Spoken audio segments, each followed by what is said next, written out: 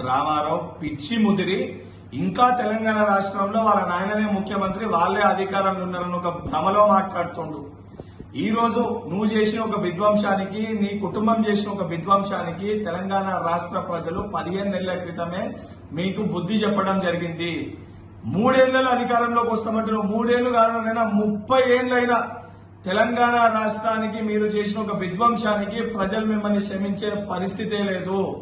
నీకు కవితకి హరీష్ రావుకి మధ్యలో ఉన్న ఒక అంతర్గత పోరుకి అసత్య ప్రచారాలు హైదరాబాద్ సెంట్రల్ యూనివర్సిటీ గురించి చేసి రాజకీయ లబ్ధి పొందే ప్రయత్నం నువ్వు చేస్తున్నావు.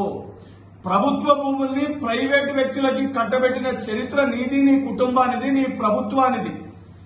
ప్రభుత్వ భూముల్ని ప్రైవేటు వ్యక్తుల దగ్గరికి వెళ్లి తీసుకొచ్చిన చరిత్ర మా గౌరవ ముఖ్యమంత్రి రేవంత్ రెడ్డి గారిది, కాంగ్రెస్ ప్రభుత్వానికి.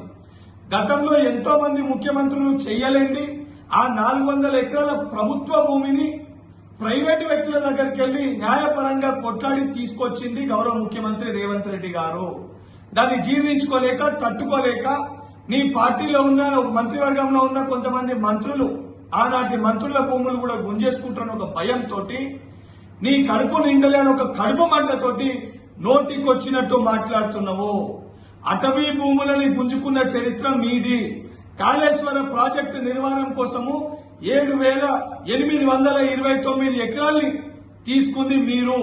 ఇవన్నీ మర్చిపోయి నోటికొచ్చినట్టు మాట్లాడితే తెలంగాణ ప్రజలు, దాని వలన రేపు పొద్దున ఉద్యోగ అవకాశాలు రాబోయే యువకులు తెలంగాణ రాష్ట్రంకి వెళ్లి నిన్ను, నీ కుటుంబాన్ని రాళ్లతోటి తరిమికొట్టే పరిస్థితి వస్తుంది. కేటీఆర్, ఖబర్దార్.